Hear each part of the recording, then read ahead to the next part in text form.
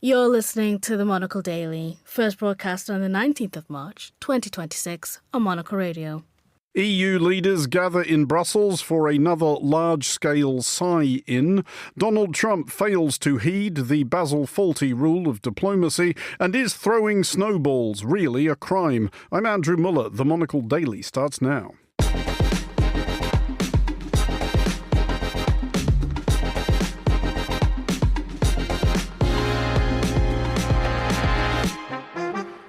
Hello and welcome to the Monocle Daily, coming to you from our studios here at Midori House in London. I'm Andrew Muller. My guests Tessa Shishkovitz and Alexander Gerlach will discuss the day's big stories, and our weekly Letter From is posted from the shadows cast by an enormous concrete sheep. Stay tuned, all that and more coming up right here on the Monocle Daily.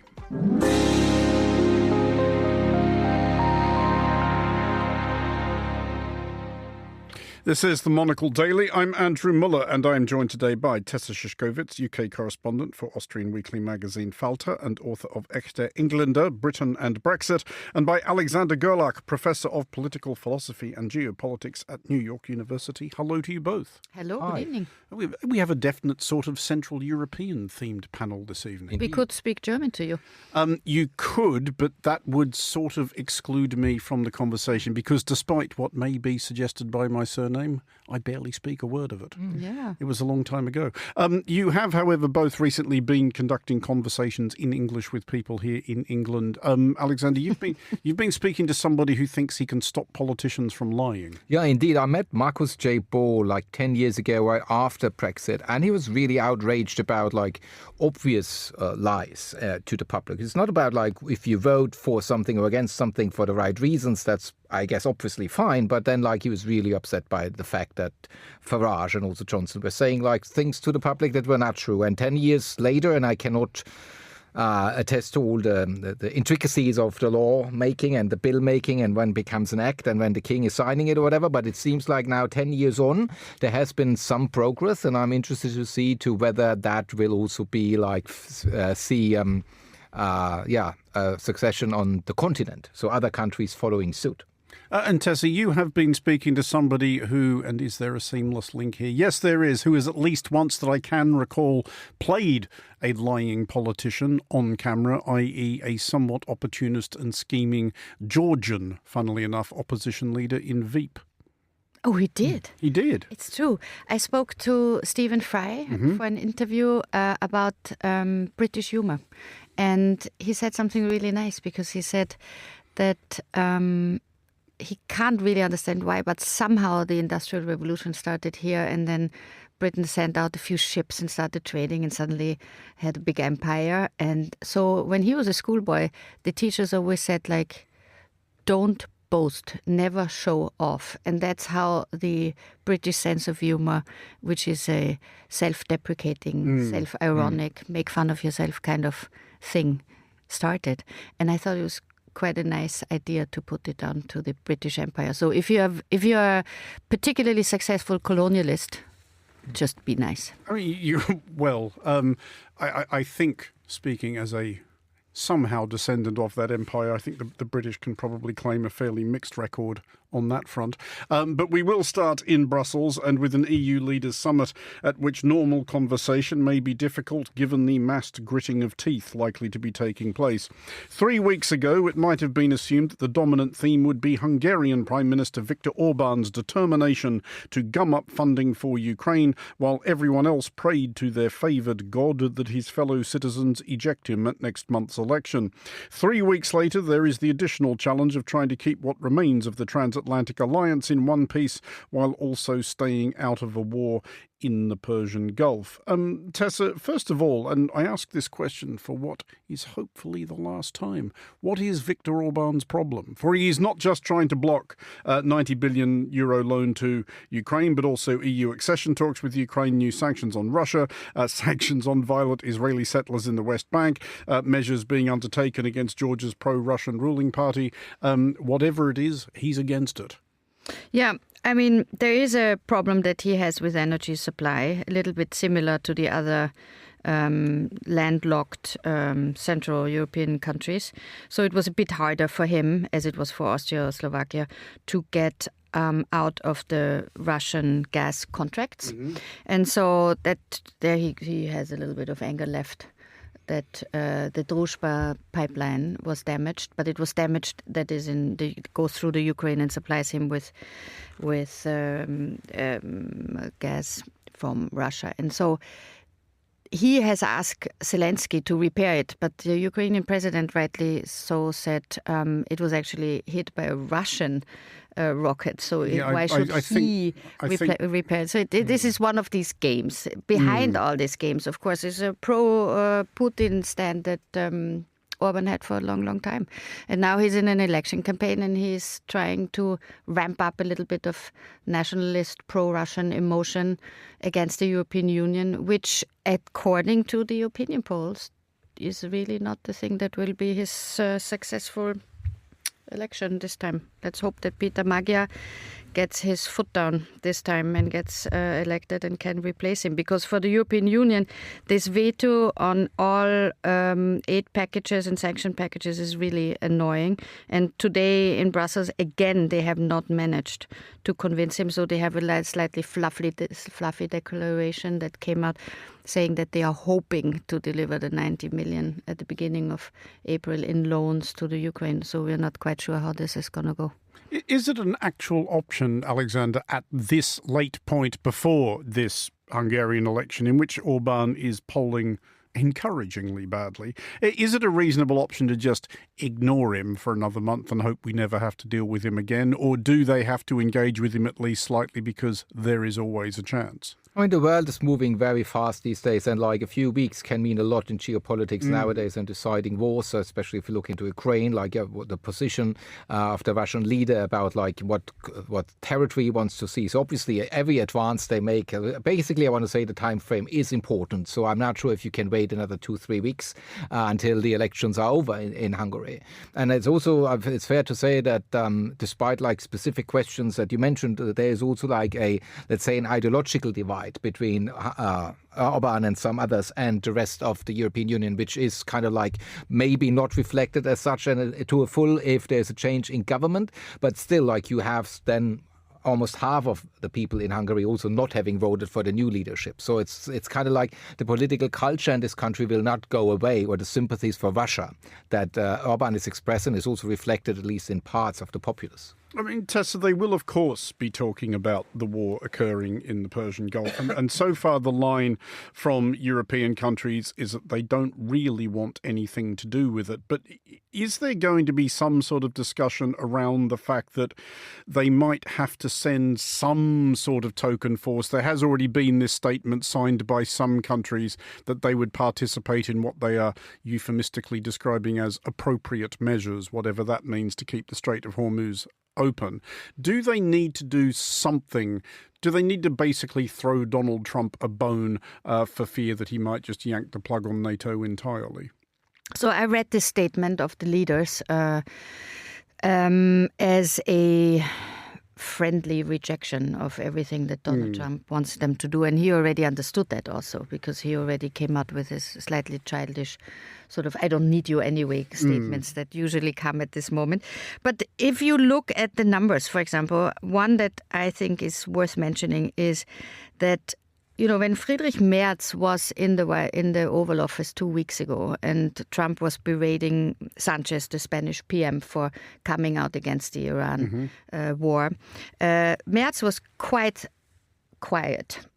And one of the reasons for this, I think, is that Germany, that had to wean itself from the Russian gas just 4 years ago and has pretty much managed to do so successfully, but then started to buy LNG from the US. And 96% of the German supply comes from the US now. So if you sit down with Donald Trump and you are Friedrich Merz, then you are weighing your words carefully. And so this is how this declaration of the leaders from Europe was. You don't want to completely burn all the bridges with the American administration. But as they also clearly said, including Friedrich Merz now, and again now today in Brussels, this is not our war. I mean, has the United States and it may or may not care about this, Alexander, but actually underestimated how genuinely, viscerally angry a lot of Europe is with the conduct of this administration. It was reported today in Danish media that the force that was sent to Greenland earlier this year, at a time when Monocle was broadcasting from there, was not actually a token force. They had sent special forces primed to blow up the runways in Greenland. They had sent blood supplies to deal with wounded soldiers, and they were preparing to undertake what they obviously knew would have been an absolutely futile stand to try and deter the US invasion. Well, I mean, also, I think the Germans wanted to send some soldiers, and then a few days later, the Chancellor withdrew that idea too altogether. I feel like America should, have still the memory from the last excursion, if I want to call it that way, in Iraq, 2001. Also different from Afghanistan, where there was a UN mandate and like a broad coalition of the willing, as they called it at the time. Iraq did not enjoy such a thing, and so the Germans and others were like not participating in the war. And George W. Bush was visiting Germany at the time, and I remember this in the city of Mainz, everything needed to be sealed, nobody was allowed on the street, so they punished the Germans for that too. Then he went next day he was taking a bath in the crowds and whatever. So I want to say, like, being reprimanded, being like not doing what America does, and America or the government or the White House is not pleased with it, is not for the first time. And I think one of the big reasons why no one wants to chip in, neither the Japanese, who are also allies, or the Chinese, who would have, that would be insane if they would. It's just like the administration had no plan. They have still no objectives for the war. At least they have not given any out to us or like to the general public, or what Trump says doesn't make sense. And of course, and that's not even mentioning international law, which has been broken and Congress not being consulted. It's no sense. The leaders, that's what I want to say, would not even know what they would be joining because there is no plan, it seems. Well, to Washington, D.C. now, which is today's to-do list for newish Japanese Prime Minister Sanae Takaichi, who has been hosted by US President Donald Trump in between his regularly scheduled online fulminating and golf. Takaichi is the first leader of a significant US ally to spend time with Trump since the US and Israel embarked upon Operation whatever the hell this is nearly 3 weeks ago.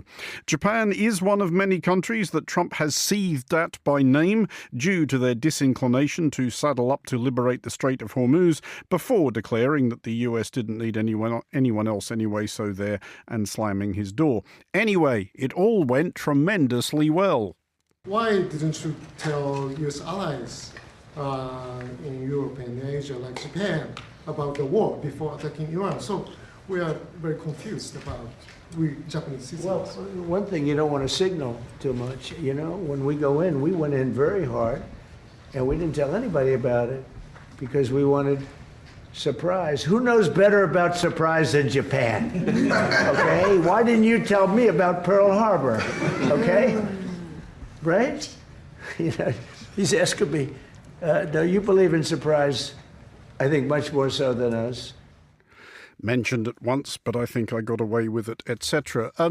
Tessa, how does, if you are the Prime Minister of Japan, do you even respond to that at the time? I mean, she didn't. She just sort of looked kind of mortified. I suppose she missed kind of a trick by not turning to him and saying, and how well did that work out for us? Yeah, exactly. But do you let this one go? Do you issue some sort of statement? Because that's quite the thing as diplomatic gaffes go.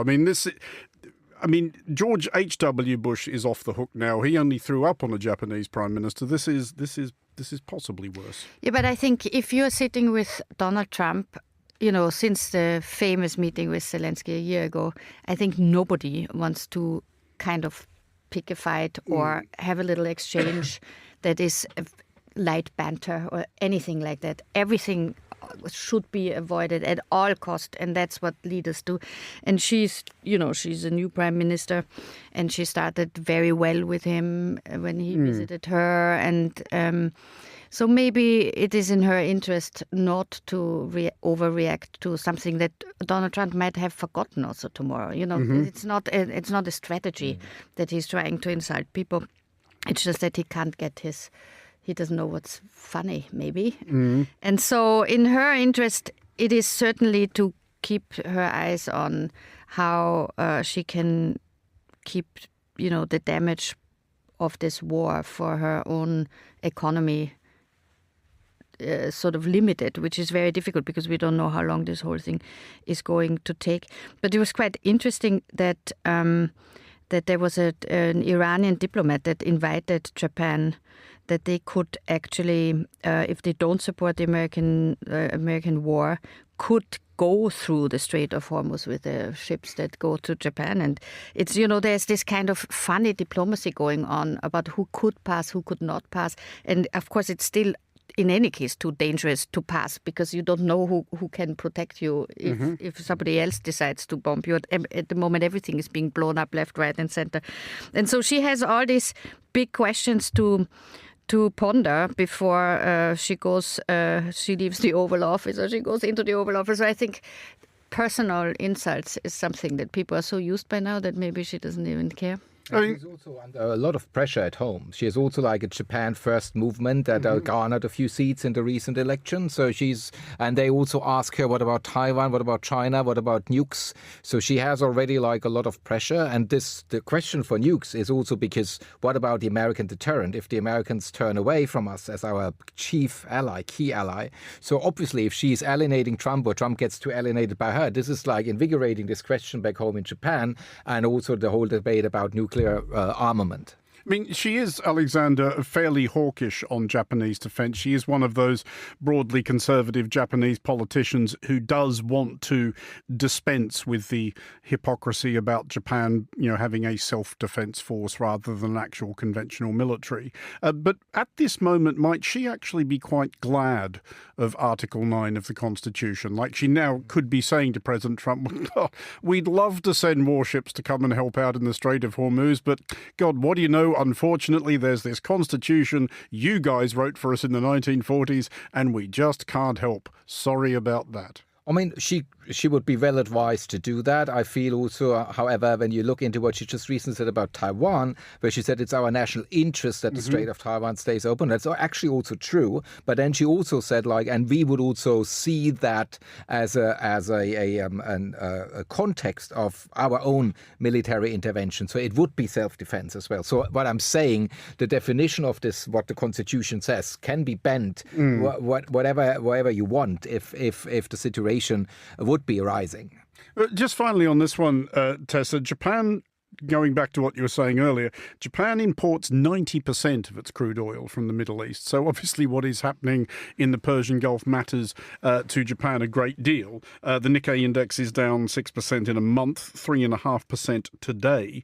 But is it past time, really, for Japan and other developed nations to take the next step in the kind of transition we've seen from European countries and try to think how quickly can we detach from fossil fuels entirely? No, absolutely. And I'm astonished if you listen to the debate today, for example, at the European Summit also. People, the only answer they come up with, instead of saying okay, the south of Italy, full of sun, please put up solar panels and try to make up for this whole entire disaster that we have in the world of fossil fuel supply chains. No, they don't. They are discussing now how to finish all these rules that they put up in the last years for the net zero goals in 2040, that this will be all postponed now. So the Austrian Prime Minister came up together with the Italian one with a plan today to ask the EU to change these agreements that were made. And I think it's really rather sad because, of course, this should be the time when people think about using more wind and more sun. It's not entirely possible to have only that supply of renewables for an industry in our countries, but definitely don't even go in this direction of thinking okay, so Russia, impossible now, the Middle East, very unlikely that this works. America, we don't know if he slashes 30% tariffs just for fun on the next thing that is being imported or exported from America. So the LNG supply from there is also not so secure. So instead of really going green, we are going bananas, and that's a real problem, I think. Well, to France now, which has at last put a name to the vessel hitherto unromantically known as Port Avion du Nouvelle Generation, or New Generation Aircraft Carrier. It will be France Libre, or Free France, an homage, it says here, to the World War II resistance movement / government in exile led by General Charles de Gaulle, later president, after whom the Marine Nationale's present aircraft carrier is named. France Libre's name was unveiled by President Emmanuel Macron, who declared, to remain free, we must be feared. To be feared, we must be powerful. At least eventually, the €10 billion behemoth is not anticipated to set sail before 2038. Alexander, do you like the name? Is there something else you would have called it? Well, I feel like that you have this topic might rather attribute to the special relationship you on the island here might have with France. I think in Germany, nobody would just be like giving it anything about the name. I don't know. I mean, sounds interesting, makes sense, and we are in a geopolitical time where I guess democracy needs to make sense, and Macron has been never short of like big gestures. So maybe that's something that comes to mind when I think of this naming. See, I was almost disappointed, Tessa, that they didn't go with... They could have furthered the cross-channel tradition of affectionate bickering. There was a chance here, I thought, to like seek revenge for Waterloo Station here in London. They could have called it the Chesapeake or Beachy Head, or named it after some other French naval victory over the Royal Navy. But you see, I think Macron is only looking internally at having to fight the second round of the municipal elections on March 22. So Sunday... You think he thought naming the aircraft carrier the France Libre will get us over the line for City Hall in Marseille? I think that's what, and Nice. I mean, that's at stake. You know, if the far right wins City Hall in Nice, that would be a big win for them. And Macron, of course, as you say, is very good at these big statements and all this. But France Libre, so vive la résistance, it's now about sort of the centrist president trying to fight the Nazis again, this time from inside the country. And I think that's why this speaks to everyone internally more than externally. I mean, is 10 billion euros, though, Alexander, a pretty big bet on aircraft carriers still being viable in 2038? I mean, war now in 2026 is unrecognisable from warfare at the beginning of this century. Absolutely. I mean, you're absolutely asking the correct question. But just... remember the deal of France that then did not become a deal because England and all the others got in, and then the submarines were not sold to Australia. Mm-hmm. And so that's just 2 years ago. And you wonder, Taiwan has ordered like a whole array of new submarines, and I'm sure other countries too. So yes, I hear you. But then I don't know why they still invest in these sort of weaponry. But then you see in the Gulf now and the war in Iran, what we just discussed, they are still in use. So they bring these carriers to the war scene. But just to follow that up, because I did look up an interview I did a couple of years ago in an earlier stage of this boat being built, and it was with a former French vice admiral called Patrick Chevalereau. And one of the things, he did talk about the logistics. He said you don't need third country authorization to move your air power. If you have a carrier, you can just sail them anywhere. But he also said it demonstrates credibility, the knowledge, and I'm quoting him, the knowledge, political will and ability to build and deploy these capabilities. Is there still something to that, to be able to project that we are the kind of country that can build one of these? No, absolutely. Like if you look at somebody like Pete Hexas, who cannot just do one pull-up, but it's like full of like pseudo-masculinity, obviously the bigger the weapon, the better. And I guess they have not understood that the tiny ones, the cheaper ones, like the drones, they have actually like much more capacity of ending or deciding a war if you so will. So yeah, I clearly see that if you are in the military industrial complex, or whatever to call it, obviously the bigger the volume, the more you make. So like these tiny like drones that like Iran and China and everybody can chip in and throw in, that's probably a threat to the business model. Well, to New York City now, which has seen many disputes down the years between its police force and occupants of City Hall, but is now hosting what may very well be its first such showdown over an exchange of snowballs. In February, New York's finest descended upon a gathering of unruly youth pelting each other and passers-by with snowballs in Washington Square Park. A charitable explanation for what ensued would be that the police were invited to participate, and this appears to be the attitude of the mayor, Zoran Mamdani. The cops have proved less amused. 2 men have been charged, and the Police Benevolent Association has thundered that all of our city leaders must speak up to condemn this despicable attack. Tessa, confession time. Have you ever thrown a snowball at a police officer? I have not, but I do But think... the night's young. The night is young, and if there's ever snow again, we can maybe try. But I think also, you know, I saw a quote of a Columbia law professor, who said that the police in general are snowflakes, which I thought was quite funny in this context. And I think the whole political conflict between police and Mamdani, that is, and the police, the head of the police, the billionaire's daughter, Mrs. Tish, is of course who he kept on as a chief of police. So there's a lot of things that happen behind this exchange of words over the snowballs, and I think Mamdani has to be quite careful, because I think he doesn't have a lot of credibility with law and order people in the city, and so I watched these videos with the snowballs flying on these police officers who could not really defend themselves. It was humiliating for them, and I think police officers don't like being humiliated by... Well, I mean, who does? But Alexander, could they not have scooped up a handful of snow and thrown it back? So, like, NYU's campus, if you so will, is Washington Square Park. That's, like, not legally true because it's a public park, but, like, lots of students are lingering there. Just a quick word to Washington Square Park. It has everything: bankers, students, wheat sellers, artists, homeless. So it's just a panopticon of crazy New York.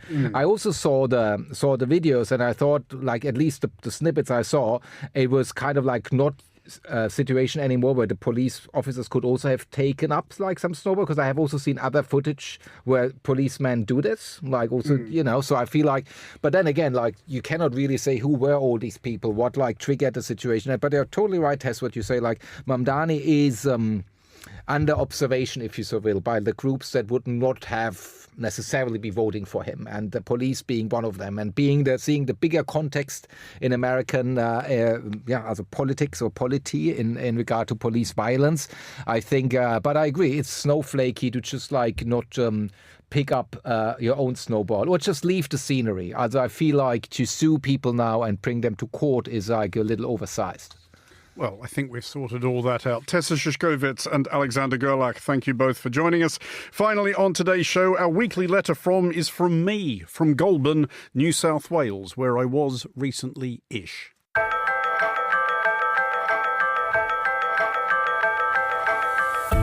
It is no disrespect to the New South Welsh city of Goulburn to suggest that there is little reason to go there.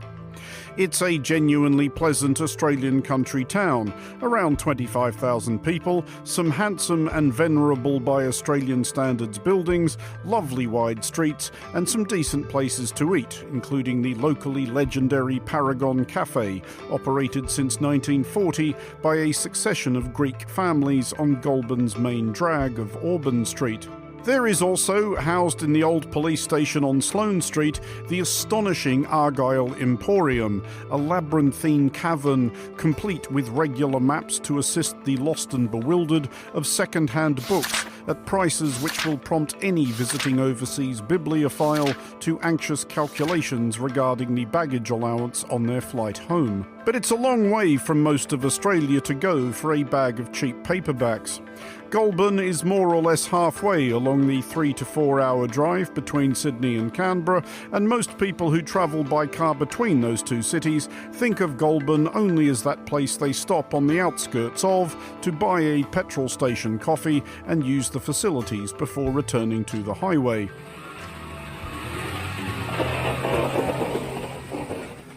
There is, or pertinent to the point of this dispatch was, nothing you'd go out of your way to see as such.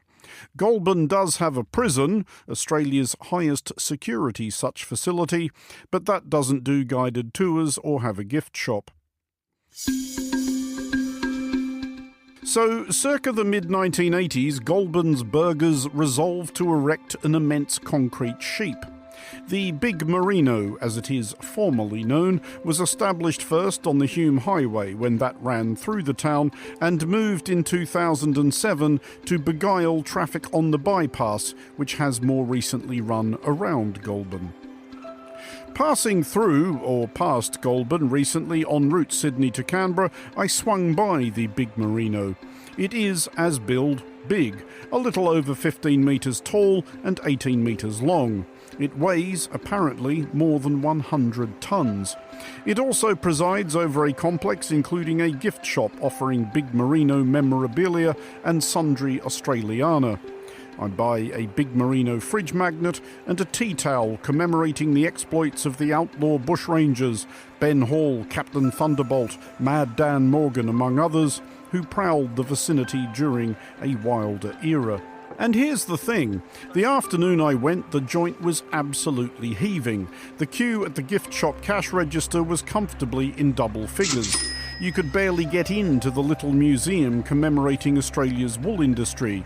There was another queue to climb inside the Big Merino, where steel stairs allow you behind the eye sockets to see Goulburn as the mighty ram does. Outside the statue, tourists waited their turn for pictures before returning to their cars and coaches.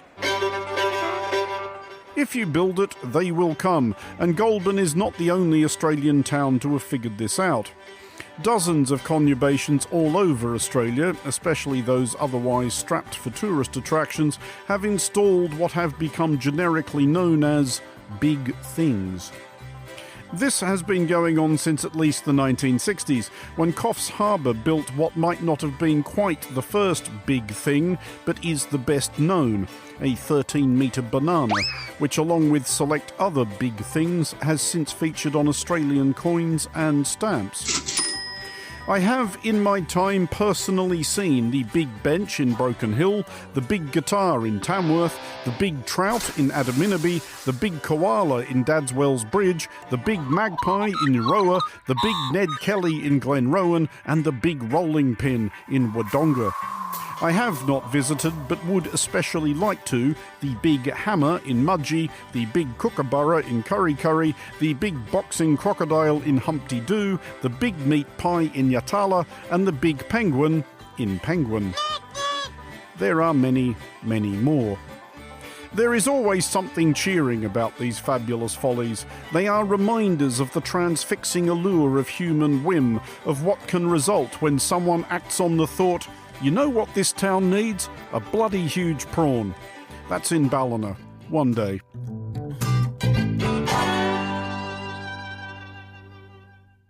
And that is all for this edition of the Monocle Daily. Thanks to our panellists today, Tessa Shishkovitz and Alexander Gerlach. Today's show was produced by Carlotta Rebello and researched by Annalise Maynard. Our sound engineer was Steph Chungu. I'm Andrew Muller here in London. The Daily is back at the same time tomorrow. Thanks for listening.